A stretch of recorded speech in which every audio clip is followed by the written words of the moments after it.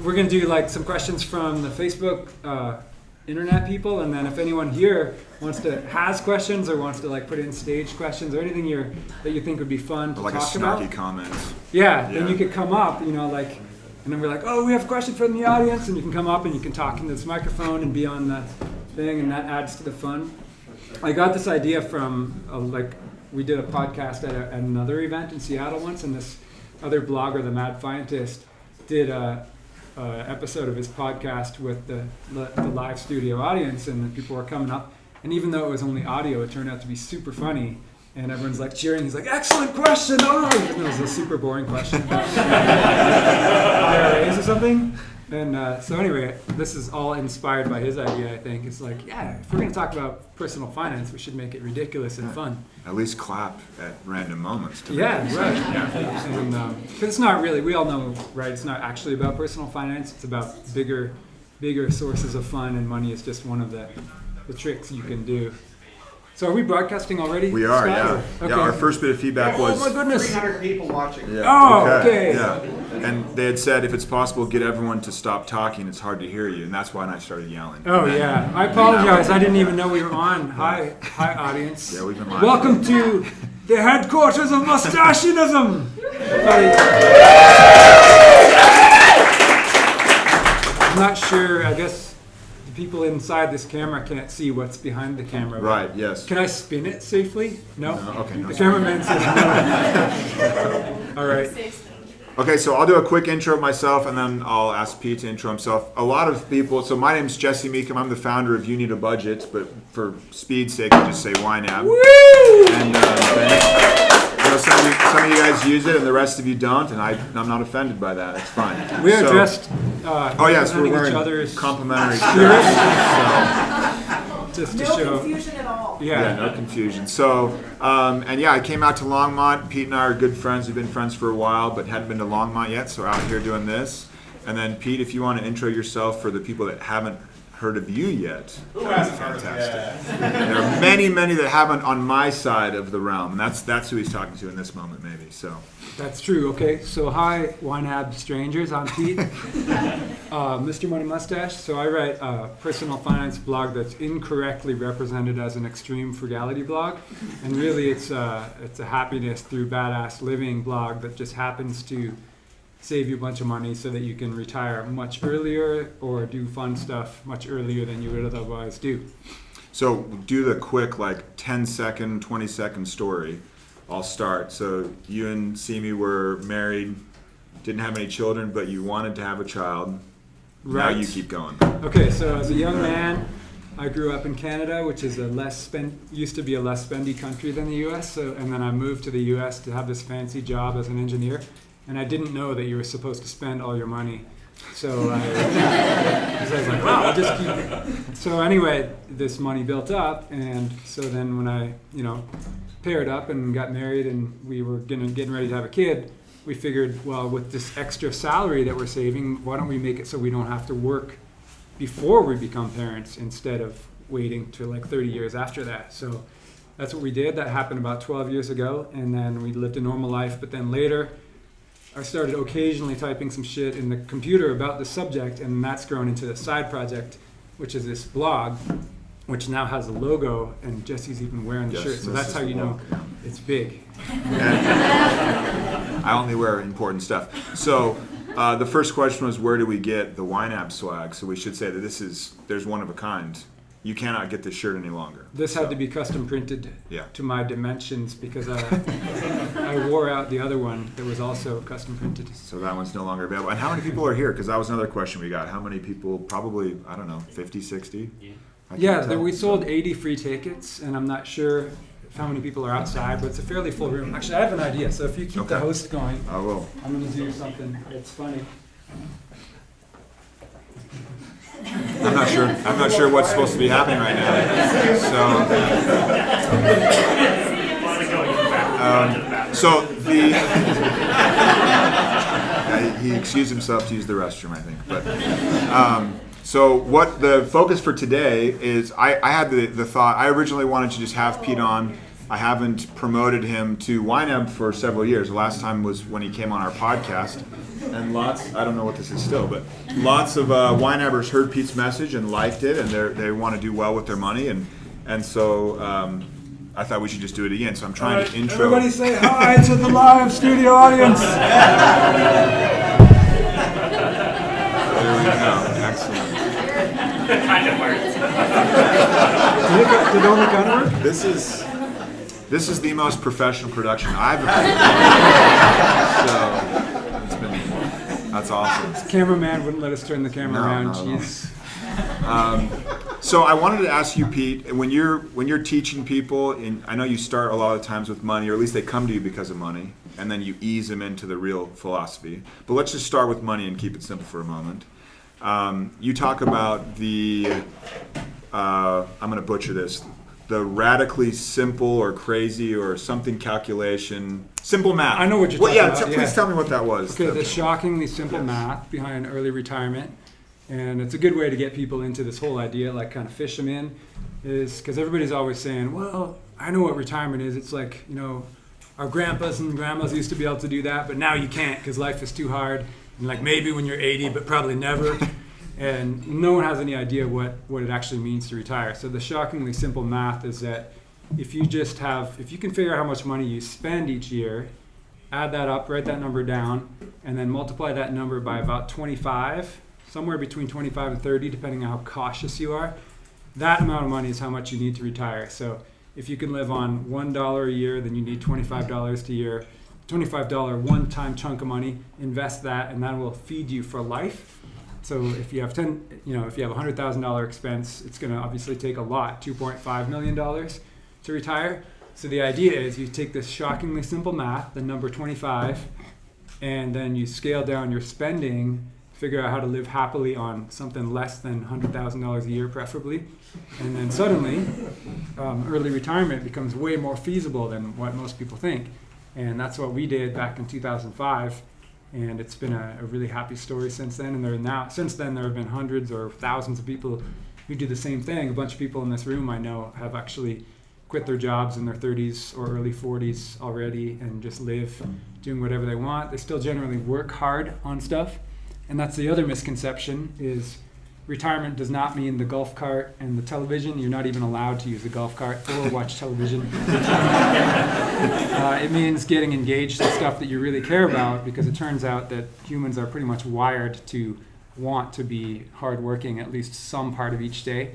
And it's a joyful thing. You never want to give that up. It's the only way you're going to stay in shape and keep your mind active. So it's not early retirement in the sense of not working. It's the freedom to do your best work. So that's what I've discovered after 12 or 13 years of not having a real job. Is I work just as hard. It's just a lot more fun kind of work. Yeah, you might even. I would maybe wager that you've had to battle becoming busier as other stuff has kind of taken off and these demands have come onto your time. And yeah, you have this headquarters now. This is a Saturday and I'm making a fake I know, TV that's show. really bad. Yeah. But you could be golfing, and well, maybe not in winter, but something along those lines. Yeah, absolutely. The golf course is open, and you might have noticed today.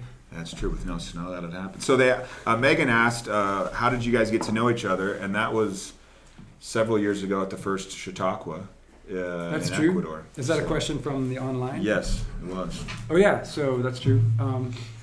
The neat thing about mustachianism is that I'm kind of lazy. Like, as I said, I only occasionally type stuff in the computer. And that means that people who are into the movement, into meeting each other, like everyone in this room, they organize themselves because they're like, Pete's not going to do the work for us. So these events have started forming by themselves. And one of those events is a series of trips to Ecuador where a bunch of people, 25 people, gather and tour around a small area and do hikes and talk about life. And we do some talks and help people with solving problems. So Jesse was one of the attendees of that first trip, which was about 5 years ago. I'm not sure exactly why he came, but it turned out to be... I came because I thought interesting people would go to a strange trip like that, and I was right. Yeah. That was interesting people. So. Right, and I didn't even really know about You Need a Budget. I think I had heard a little bit from the whole financial blogosphere that I learned existed, but I didn't know too much, and I definitely hadn't met you. So then we had like a one-on-one talk and realized realized we both like to do pull-ups. So Yeah. our friendship was blossoming at that point. Okay, Chris asked when. Okay, apparently, yeah. Chris asked when is the book coming, Pete? Your book. No, Oh yeah, not so any other Jesse book. wrote a book No, this we year. can't talk about that. And apparently it's number 3 on the Wall Street Journal. Yeah, we did well. So I don't have to write a book. It's already there. I'm excited for the book as well. You wrote a post about or you have a plan for how the book will come to be. So I think That's true. I can talk about, I have no idea if I'll write a book because I'm currently talking to you, for example. There's always some reason I'm not writing a book, and this has been going on for multiple years. But if I ever do, it will be like I'm going to stop writing blog posts for a while, and I'll write book posts instead. So that way I'm keeping the blog alive, but making, making book content, and then everyone can crowdsource edit it, and then we'll wrap it all up and put it out as like a really nice author and user combo effort, and then it can be, now where it's cool because it's free. You read it on the blog if you want to, but it's also available on Amazon, and I feel like it'll sell pretty well because in America, you know how it is. If you have a choice of getting something for free or paying for it, people always want to pay the maximum amount they can. So it's a win-win. Okay, so let's go back to some talking about, like, you had this idea of the shockingly simple math. 25 times your spending rate gets you to financial freedom. I say that instead of retirement, so we don't have these ideas of, You can soap say operas. that. I'll keep or saying whatever. early You retirement. want to say early retirement? Okay, let's go early retirement then. So Terry says, what is considered too late to begin? Well, if you're dead, that's too late to begin. So earlier than that's fine to start? Yeah. Okay. Because all it really means, like, the whole thing, all I ever write about really is just start running your days a bit more of a tighter ship where you're not wasting your money and your effort and your energy on stuff that doesn't make your life better. So if you want a better life, you can begin right now. And it could be as simple as, like, you might have normally driven your car to the grocery store that's like a mile away, and instead you walk there with a backpack, and like that's your first score. You've made yourself stronger, you've saved a tiny bit of money from driving, and you've become tougher, and then that compounds into the next day. You're like, I think I'm gonna solve another problem, and then it can get bigger and bigger, and it compounds like a snowball into hundreds of thousands of dollars of changes in your life because you're solving problems in a better way. That's always win-win. I always say it has to be win-win where your life becomes better and you save money. You don't want to do something where you lose in order to save money. Yeah, absolutely. So, they're coming in. They're coming in fast now. Elvis, any New Year's resolutions? I'm messing with one right now. I don't know if this is for me or Pete, but I read a New York Times article about not buying anything for a year. And there's not. So people are like, dude, I've been doing that for 4 years. I know about it, but I'm going to try it for one. So I'm in the middle. Like as I flew over here, I was crafting what my rules would be. I think I should be allowed to have some rules. So that's one of my New Year's resolutions, is to not buy anything for a year, with some asterisks attached to that. And then another one is to squat 400 pounds. So those two I'm going to focus on. Sounds good. What about you? I'm not really. And don't couch it as a New Year's resolution. Like a goal, It kind of breaks. Like I don't like New Year's resolutions because I make daily resolutions instead. But I kind of been moving towards working a bit harder this year because I have these waves where I work too hard and then I'm like, my life is just a busy mess. So then I pare it back and then I became too lax a little bit. So this year I'm kind of taking the blog stuff a bit more seriously, which makes me more likely to write a book, but still not likely enough for it to happen. Don't make any promises. But I'm Way to doing go, you more. manage that down. It's good. I'm just working harder on it for the last couple months. Writing more, researching more. Having this event right here is an example of taking it seriously. But other stuff has already been going fine. I mean, this sounds like maybe a little bit like, I don't know, overly positive, but I feel like everything's running well. I get enough exercise. I'm eating lots of salad. Like, what else do you need? Yeah, absolutely. Family's well. Personal question from Katie. Pete, what kind of music do you like? I'll peg you as, she's already got a read on you. I'd peg you as a Widespread Panic or Greenski bluegrass guy. I wonder if any of that's based on the shirt I'm wearing right now. Yeah. That's a good question. I'm definitely a musical slut in the sense that I listen to almost all types, even like country or electronic music and stuff. So I kind of need a lot of variety. The only thing I don't like is wailing ballads. Like Celine Dion is my arch nemesis. Like that's the worst. Well, I won't say who my favorite is. Okay, let's see. Is it ever okay? Oh no, hold on a sec. My wife and I just paid off student loans and are now debt free. Excellent. This is from Chris. We are in the beginning stages of becoming first time homeowners. What are your top 5? It has to be 5. What are your top 5 tips for the home buying process and good resources? You've bought homes. You've been in that space. Well, yes, I have. Yeah. Now that you mention it. Yeah, absolutely. Oh man, do I have top 5? I wrote an article once called "How to Buy a House." So if you look this up, you might find it. But I would say, oh yeah, I know a good one. Don't pick a house that makes you have to drive places if you can at all avoid it. Just think of it, pretend that cars don't exist when choosing your house. And luckily they still will exist and you'll still have your cars, but by pretending they don't, you're going to make much better decisions and you won't be burning your whole life like in traffic, and you won't be subject to other people's control. You're going to be in control. So it's worth paying a lot more for a house and or picking a smaller space in exchange for being near what you like to do and like what your kids like to do. Make sure you live near people that you actually want to hang out with. That's number 1, 2, 3, and 4. Yeah, that's good. And then 5 was keep it small. I mean, you've done that experiment where you guys downsized many years ago. Yeah, only 4 now 4 in years the ago, current house. and it seems like you're happy with it. Yeah, it was no problem. Just use your place efficiently. And the other thing is think about what the house could be. Because I'm a construction guy, I always think in terms of what you can do to the house. And a lot of people look at the house too much like it is. And they're like, well, I really don't like this floor plan, or I hate these pink tiles.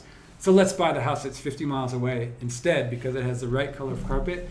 And everything in the house can be changed except the location. So think about the location before and then be willing to, you can live there for 10 years. If it takes you 10 years to fix it up to the way you want, then that's still a win in the end, and you'll enjoy the journey too. So buy fixer-uppers. Nice, excellent. That's Okay. 2 points. Yeah, that was 5. Let's see. Is it ever okay to finance something? A car, don't jump on it yet, or college tuition, etc. You can finance. You're allowed to finance things that go up in value sometimes, as long as you could really afford it.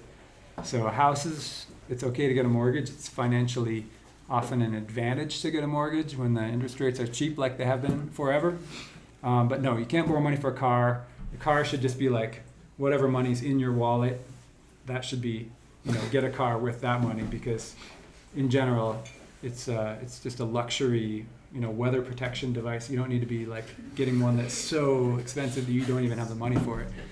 And then tuition, I think generally we have kids starting long before they start school. So if you're going to pay for your kids' tuition, you can figure that out in advance so you don't have to borrow for it. And the kid themselves will probably know too. Like I started working in convenience stores and gas stations and hardware stores and construction all through high school to pay for my schooling, and I think that was good for me because I needed some discipline. So I think kids should pay for as much as they can of their own education too. That's a Canadian thing, and the Americans are like, oh, well, you're not a good parent unless you pay for 100%, including room and board and food, and they have to have a car, and they have to have spring break trips. And like that doesn't happen in Canada. I think it's better to not make this free ride for your kids, because everybody wins if they pay for it. Help them develop a little grit. Yeah.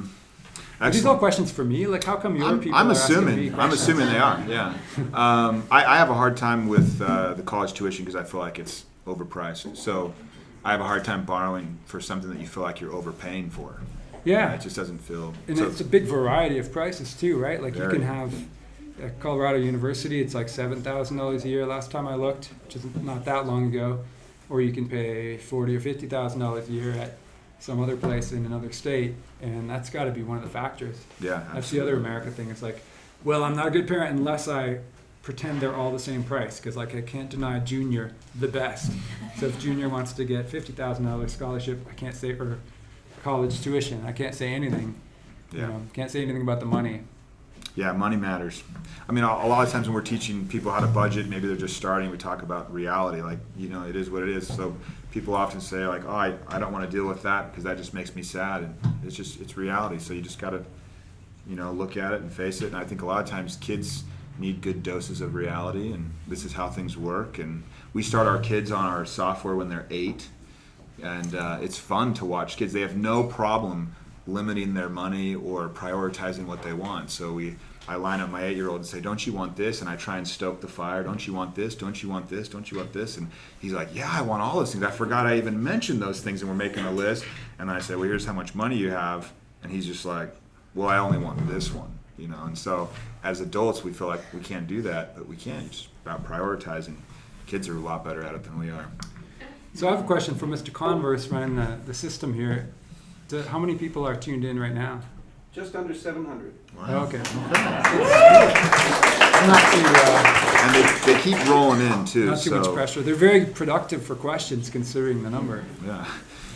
Let's see. If you guys have any... Yeah, any questions from you guys Let's too? come up. Okay, cool. What's the square footage of your house? Would you like to say it just into the microphone to add? It's set up. You don't have to touch it. Oh, really? There are people behind it. Oh, okay. Okay. All right, our first question is from Chad. Thanks for coming. You were talking about your house and being a construction guy, so the question is just how big is your house? What's the square footage of it when you bought it? What is it now? Oh, yeah, okay. Thank you. Great question. So our place, we have a family of 3, so 2 adults and 1 11-year-old, and our house is 1,500 square feet, down from 3,000 the previous one, and then I recently cheated and built another 350 square foot studio in the backyard, mostly to function as guest bedroom. Jesse Very comfortable. slept there last night. Yeah. It's a little chilly at this time of year, but yeah. So I guess we have 1,800 square feet, which is definitely not a tiny house, not very minimal. So I don't kind of brag about having a small house. It's just medium for a 3-person family. Thanks. Any other questions from you guys over here? Yeah, Leo. So I think I was talking with Amy about this earlier. My name is Sean. I'm from Atlanta, but I'm moving to your fine state shortly. And there's a lot of social norms and standards, I think, that people feel they need to conform to. And Pete, I think you do a great job in your writing of making this type of lifestyle cool and fun. So I think that's a better way to look at it. And so what I would ask you guys both is how you define, it can be loosely, success. Because when we say America is, well, that person's doing well, what that usually means is they're making money, which is an important part of it, but as you say, it's what you say, not what you make. Yeah. So I would ask you guys that, how you define that within your families maybe and within yourself. I'll take that first. That's a good one. With your kids, it's hard because you have no idea if you're being successful or not until they're, I don't know, 40. I just still don't know. Right now it's like 50-50. But I determine my life to be, you know, and there are ebbings and flowings on this as well, but if I'm learning things, if I'm acquiring new skills, getting better at something, or just learning, you know, new knowledge, learning how to do something, tinkering, then I see it as success. So and continue educating. Yeah, just if I never can progress again, then I feel like that would be, we're done. You know what I mean? Yeah. Pete, what about you? Oh, well, I used to have these big, grand ideas of success, and then I've been breaking it down smaller more recently, where I realized like being happy, like having a happy life is really all you'd really. That's, you know, what's the point of being successful if you're unhappy? So I think happiness is a goal. And then I learned even more. This is like I've been repeating this statement a lot, including in this book recently, somebody else's book, and then I came to realize having a good day is all there is to being happy, because there's only the present, right? There's no past or future, really. There's only now. So if I'm happy at this moment and I go to bed after having a lot of happy moments, happy presents through the day, then I'm like, man, I have a really happy life. And then if I have another day like that, and they really start to build up, and then you just feel quite convinced that you have a happy, successful life. So I've really focused on having my day, every day, be kind of a winning day. It doesn't have to be a heroic, like, save the world day, but you just have to do the things that make you happy, which for me breaks down to certain basic, basic ingredients like having enough physical activity, getting outside, being social with people, being caring and giving, at least somewhat, and enough of that, and you go to bed happy. So you just keep doing that every day, and suddenly you've got a great life. It's quite simple. It doesn't even doesn't even relate to your career or your wealth or anything like that. And I think a lot of times people are looking for happiness. This is, everyone knows this. They're looking with the next thing, like the next thing I buy when I finally get this or get that or get this raise, and it's pretty elusive, in that way. Let's see what we've got here. So, where do you put money? Oh, this is a good one. Where do you put money to retire? Do you use a Vanguard account or something like that, or have a few accounts?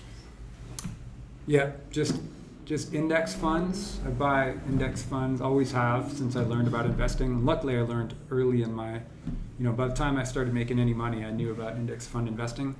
So just throw it in, into your tax deferred stuff, the 401k, up to the limit, and then put the rest into the non 401k side, like a normal taxable account. I always used Vanguard for my savings days because that was the only one that existed at the time, and it's still great. And then just there's a fund called VTI that Vanguard has. It's just everything, and it works fine. Just do that for a few decades and leave it, and then it's very simple. But if there's an opportunity like some kind of cryptocurrency that comes along. Yes, Bitcoin. Just a couple Bitcoins is all you need to really retire. Well, I knew this guy though. I'm just kidding. Okay. Seth asked, do you still endorse Betterment? You and I are both Betterment fans. I love Betterment for one reason, and that is you can take someone that's afraid of investing, and you can say, do this, and then they're doing it, and it costs a little money, but John is the CEO of Betterment, and we know John pretty well, and I've always felt like he's kept his fees for their tax loss harvesting, their fancy allocations reasonable enough, so the person that's afraid, I feel like is being well taken care of. So I still really enjoy that. Yeah, the answer is yeah. I still I put my money into Betterment, and the reason people criticize me on this, so I have to be careful because I don't want to sound like a salesman, but basically end up with the same Vanguard funds, but like a bunch of stuff that I would have been too lazy to buy, and then automatically rebalanced a little bit, and then a little bit of tax trickiness that basically just shows up on your tax-free fund. So Betterment pays its own fees basically with the IRS's money by managing your, they more than pay their fees, which are really low. So, and it's just a little bit prettier to use. I just try not to talk about it too much because you don't want to sound like you're advertising or it. Something, yeah. So Vanguard is kind of like the totally generic. No one will question you for recommending Vanguard, but they're both great. Yeah. Jesse and Pete, you both seem to optimize your. You mentioned this already. To optimize your lives for happiness. What's something you're looking to improve on next? I already mentioned my back squat, so that was mine. What about yours? Oh man, I should have had an answer for this. How close are you to 400 there? I hit 360 in August, but another 10% can be a long haul, So yeah, we'll see what happens. You have to keep your eating game up to get that kind of I know, stuff. and I have a hard time letting loose to do that. I would like to learn Japanese this year. I converse, to go to the con. I've never been. If anyone's been, I'd love to hear your experience. I've only heard good things, but I'd love to go and take my kids and have them see. We went to Manhattan for this book launch, and they got to see a brand new culture. And it's actually way fun. But it's been cool to see my kids just wide-eyed, and Utah's a little different than Manhattan, and so it's been fun to see that. But I like to take them there, and I'd like to be able to speak enough to get by or not remain lost, things like that. So. And that's Japanese you're shooting for? Yeah, it seemed hard. That seems. I found out I was like, I'll learn the letters first, and then I read for 5 more minutes, and well, then you have these 3 alphabets, and I got cold feet, but I'm gonna jump in. So. Yeah. Yeah, I don't even have an answer for that. I'm just gonna keep having my good days. I like it. Yeah. Oh, wow, good answer. Guess it was a good answer. Oh yes, Mr. Audience, would you like to come and? I'll do it from here. Okay, I'll repeat the question in case. Some days you don't get to have a good day. Sometimes that's how the cards get dealt.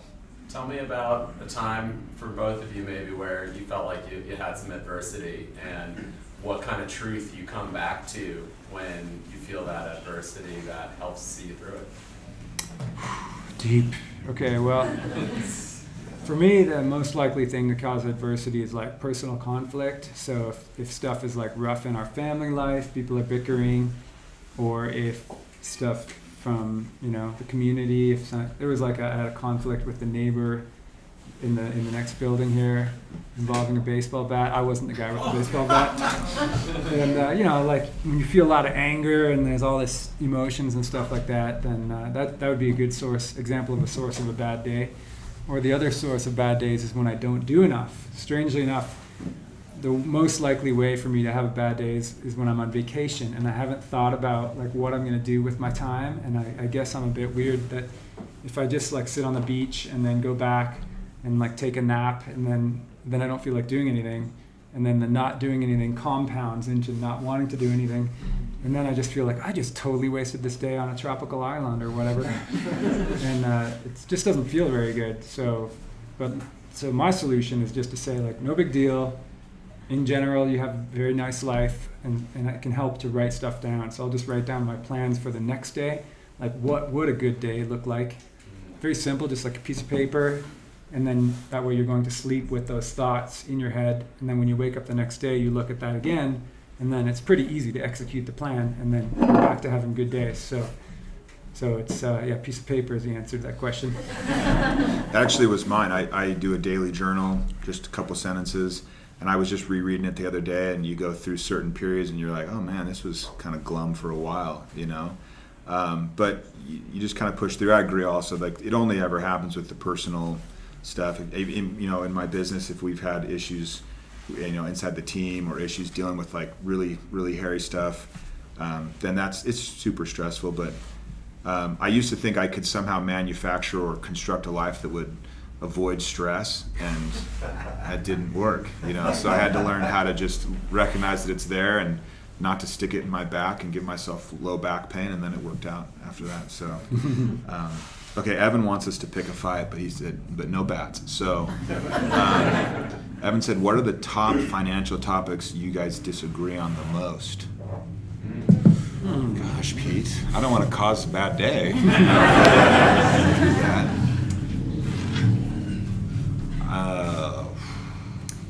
Well, Jesse did buy a Tesla for his car. There we go. And then who got to drive it to LA? I'll talk about that for a moment. So I wanted one. I mean, obviously. The Model 3 wasn't available, so I couldn't go for the because we can't delay gratification. And I was coping with stress. So I was actually trying to put this will sound strange, but to be super straightforward, I was trying to cope with the idea of I had this really old Honda Civic that I was actually like reverse proud of. You guys know what that is, where you'll see someone that's spending money and you're like, oh, I would never. And so you're actually kind of the jerk in that situation, you know? And I felt like that with my Civic. Like, look at me. Like, I definitely could afford a better car, but I'm not like that schlub with BMW, you know, which is a sweet driving machine. But so I actually was testing it, and I literally talked to my therapist that I go to monthly to help me with handle stress and be a good dad and stuff. And she was just like, why don't you do it? It's not that big a deal. You're making this out to be a big deal. And so, you know, at the behest of a therapist, a licensed and trained, I pulled the trigger. No, my wife actually helped me the most. She's like, man, you've been doing this talking about it so long, you should do it and see what happens. Best purchase I've ever made. Best purchase ever made. Do you have a referral code for Teslas you'd like to share? For my next one. Yeah, I probably do. I've never used it. Did you finance it? No. I'll give you the whole story. I lease it through the business. There's an advantage to that. And I was afraid to buy it because I was afraid that I would think it was going to be so great, and then I would own the car and be like, oh, it actually wasn't. Now my lease is up in a couple months or something, and I'll just probably buy it out. Yeah. But I was afraid to commit to actually lay down that much cash, and so I'm like, well, I'll just, pay it and see what happens. It's been a good experiment, but yeah. there's something we maybe disagree on. And that's not even a disagreement. It I really actually isn't, was but- just joking. Like that's the other unknown thing about Mr. Money Mustache is I'm not really against people spending money if they have tons of it. It's more about, or like if they have enough for whatever they want. I'm more about like spending money that harms other people, but I don't want to sound like a big softy, so I kind of just make this big. So like if he wanted like a diesel 6-wheel pickup truck, that's totally different than buying Tesla, because like the Tesla actually pushes and nudges the world forward a little bit, even though it's still consuming resources, whereas the truck is pushing the industry in the backwards direction. So it's more like my blog is like an environmentalist and human having a good time blog, so that's what my rules are really about.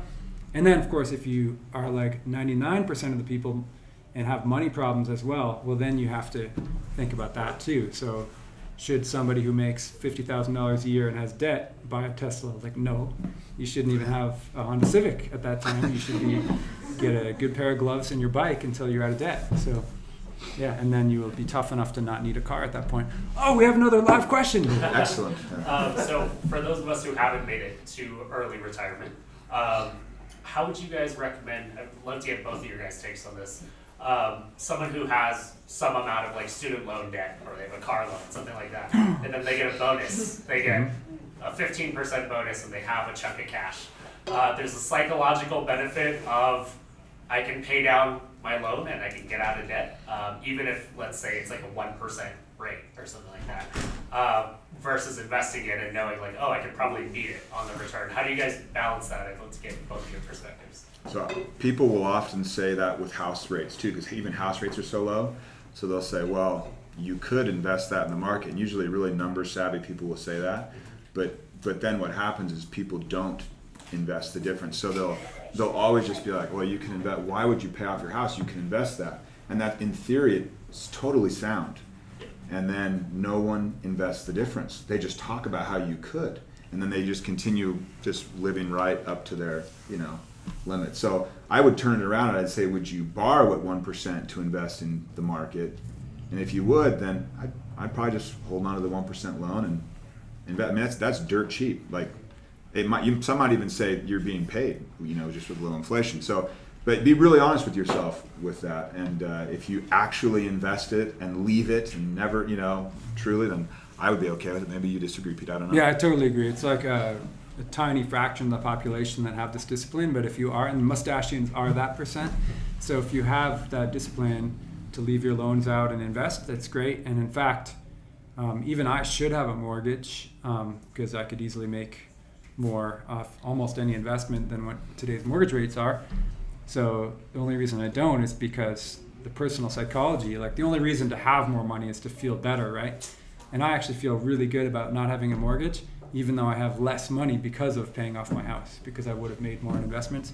But because my goal is feeling better rather than having more money, I just paid off the house. And I still invest, just invest a bit less. So if you're at a stage when you want to keep earning money and you need to grow your wealth, then it's worth leveraging a little bit to push harder for your savings, because the higher wealth is going to make you hopefully feel better. You're like, yeah, I'm going to be free earlier because of this. So yeah, follow your heart is the answer. Yeah, It's a dangerous answer to give to absolutely. Because at one-on-one I would get a read on people and we would look at their budget and I would say, oh no, you should definitely get a hold of that and pay off the loan. Or you can tell how people talk about it that it's really bothering them, weighing on them, and that's, like Pete mentioned, that's the feelings. And at the end of the day, I did the same thing with my house. It was just, I don't want it, and it felt really good not to have the mortgage. Yeah, would you guys ever recommend, you kind of have the Dave Ramsey mentality of just get rid of all debt,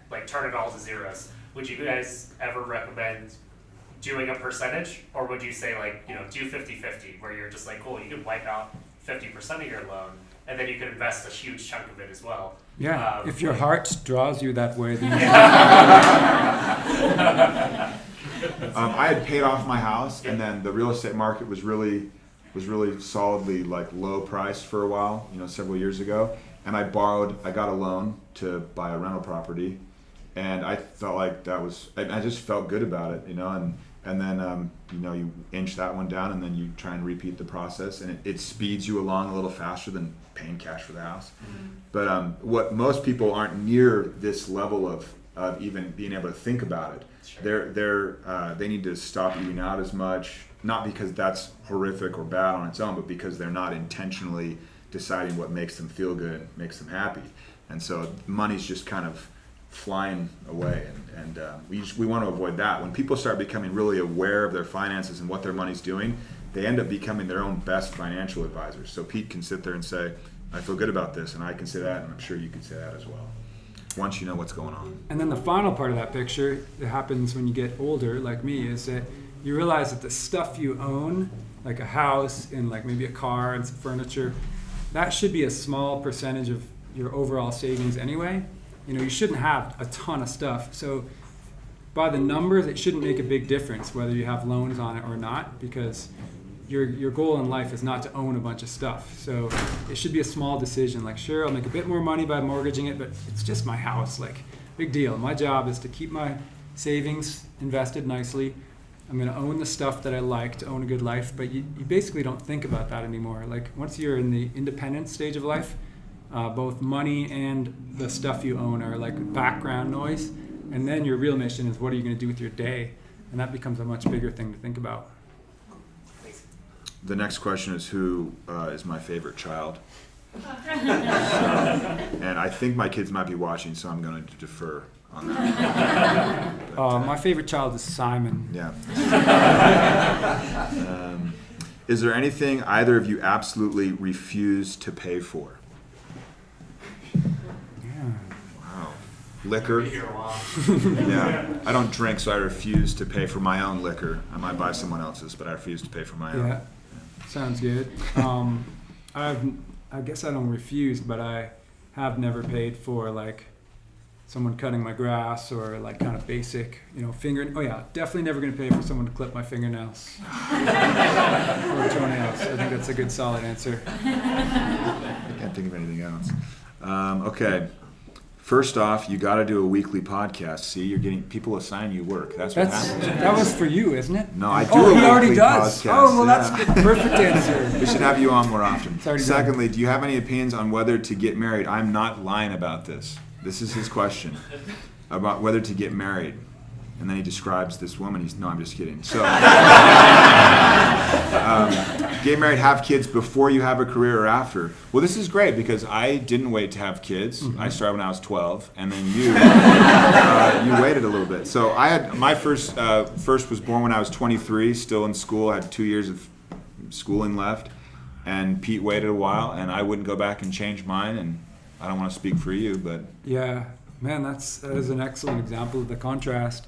I feel, and maybe it depends on your personality type, but I'm not really a guy who enjoys multitasking on stuff. I like to be really good at the thing I'm doing in life. So when I was a career guy, that's all I wanted to do. And I didn't want to have to go early home because somebody was sick, and I wanted to be able to work on the weekends without asking anybody's permission. And I also didn't want to have to worry about money when I was excited to be a dad, and be a really dedicated dad and just do that. So for me, it was really, if you're anything at all like me, which I don't know if anybody is, very helpful to get your career out of the way first. Marriage is separate. You can be married without kids. You don't have to connect those two events.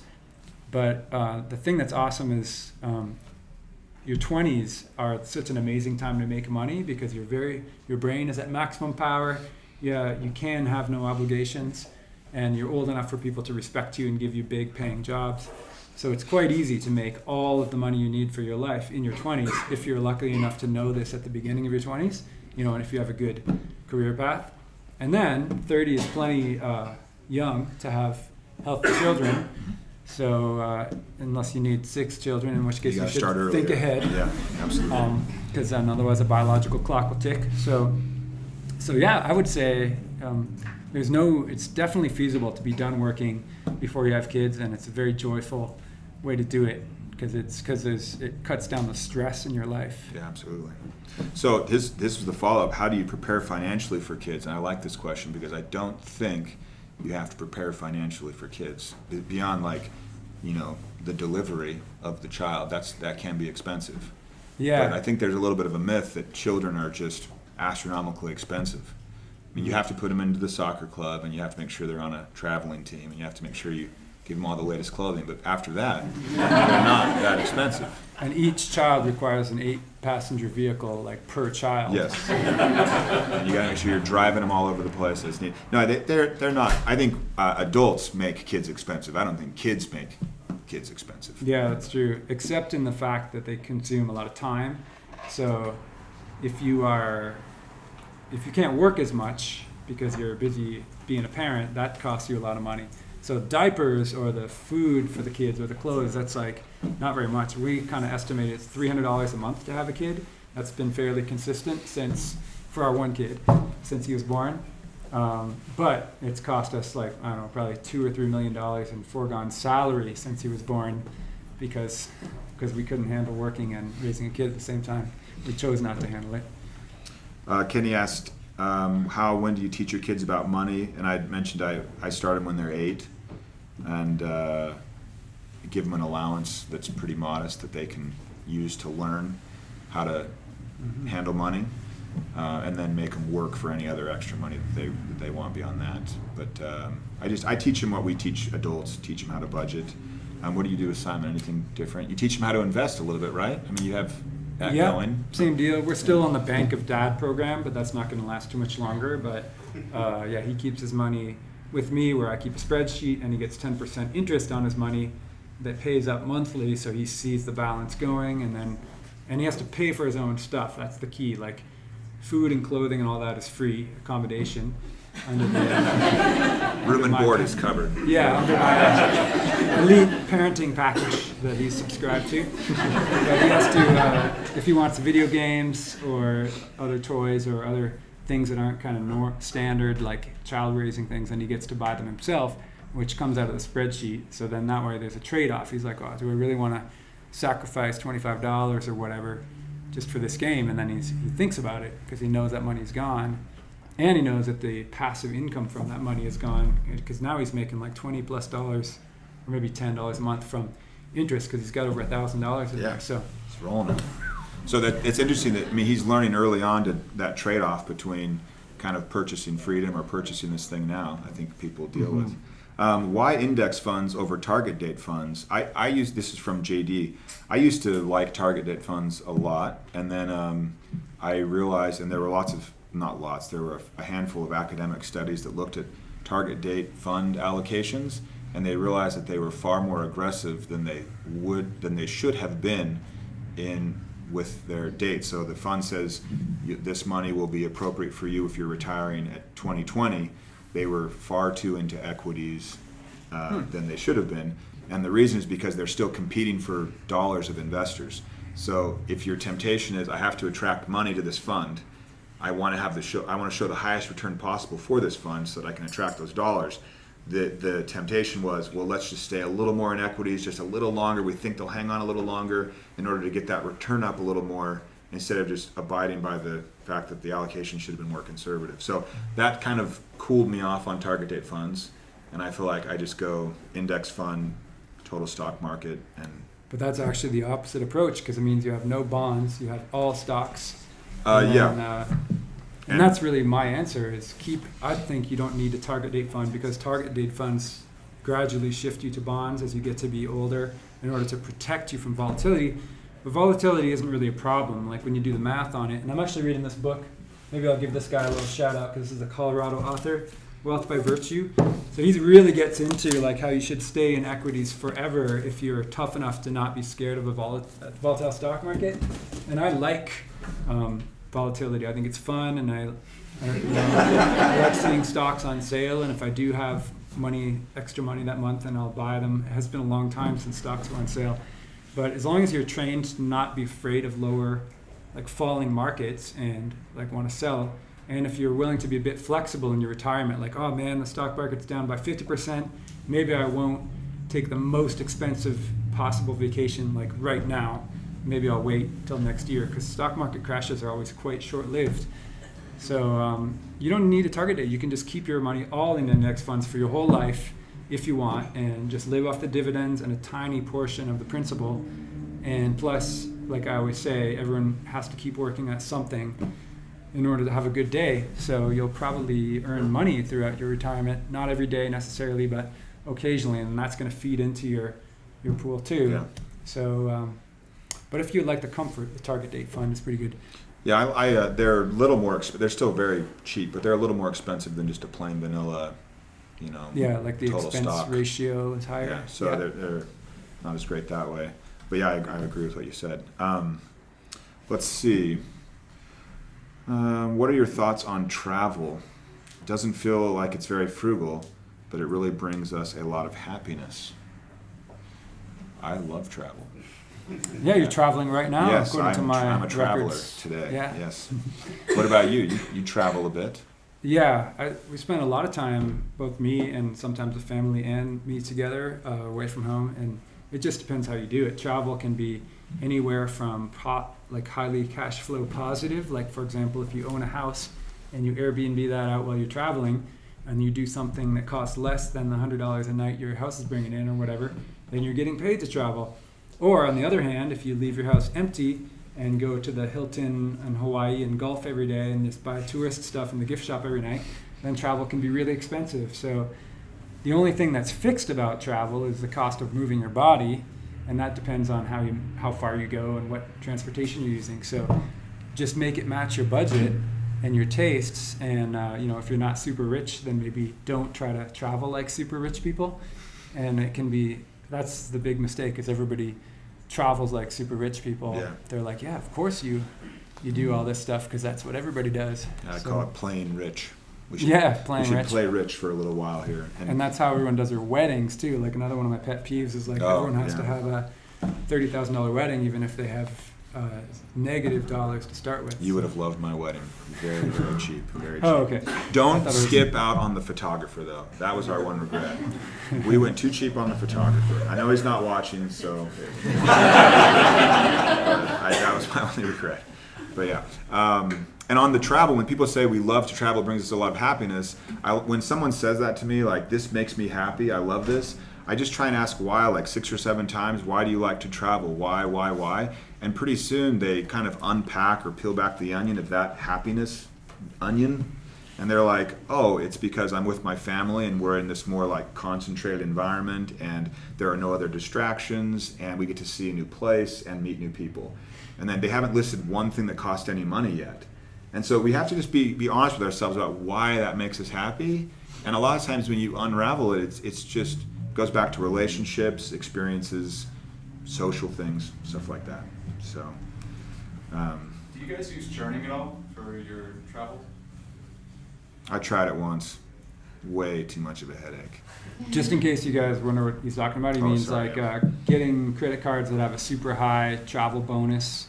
Like you get several plane tickets worth for getting a credit card, and then you can do that multiple times, and it's like a really big thing in the frugal community, I guess.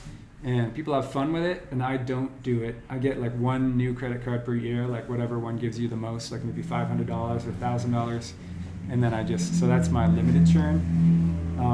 Just because it's only fun if you're doing it because you enjoy the game. You shouldn't do it just to get these chunks of 500 unless you're really good at it, I guess. Yeah. Because it does burn up some of your mental time, and it makes people travel more than they would in ways they might not otherwise do. Like, oh wow, I can get like one of those entire rooms in a jet and go to Dubai and like stay in a palace, all for just like signing up for 50 credit cards and churning them the whole year. That's amazing. It's free. And like, yeah, but you wouldn't have done that.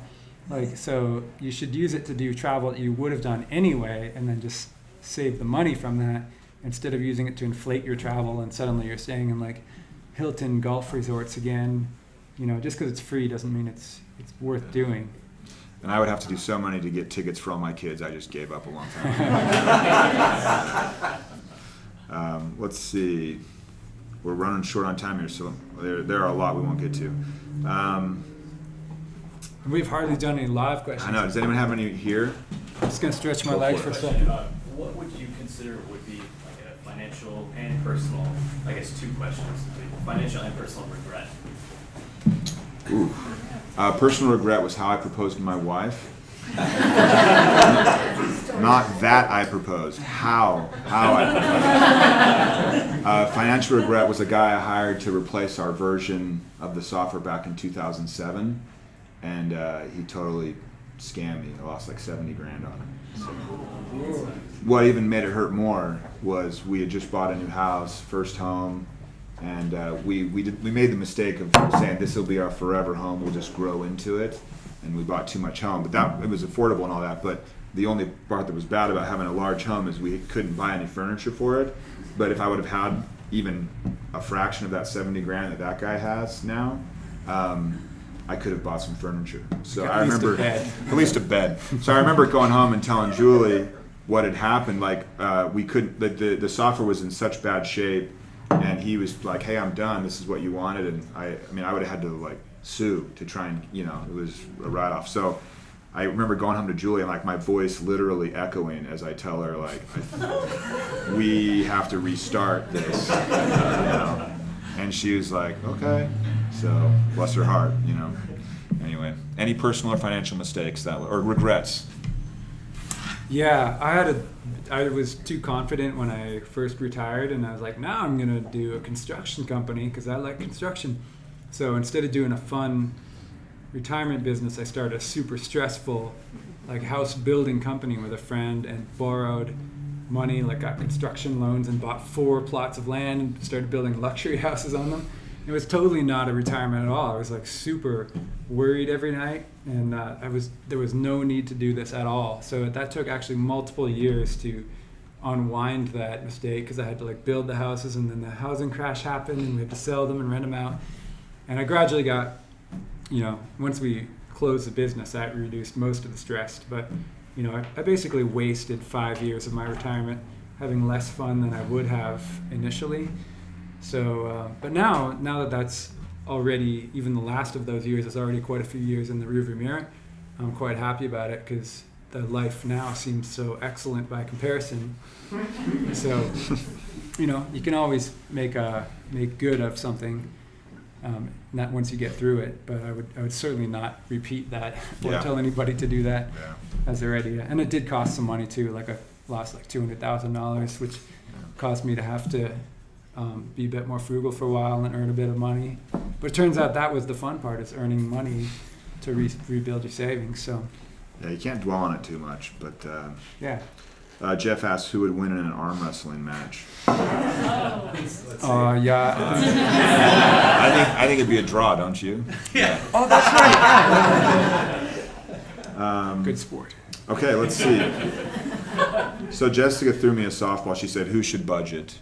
And I know you basically manage your expenses so low that you're almost like on autopilot. Just you've trained and practiced. But for someone that's not living like that, the way Pete has habitually developed that over time, I would say everyone needs one. And then you'll notice after years of building new habits of spending and money awareness, you can be less and less intense about it. And it doesn't have to be this daily thing where you're checking and updating. But for people that are really coming from the norm, the 80% norm, and they want to change their behavior, I would say you should budget and you should be in there daily, really try and reinforce it.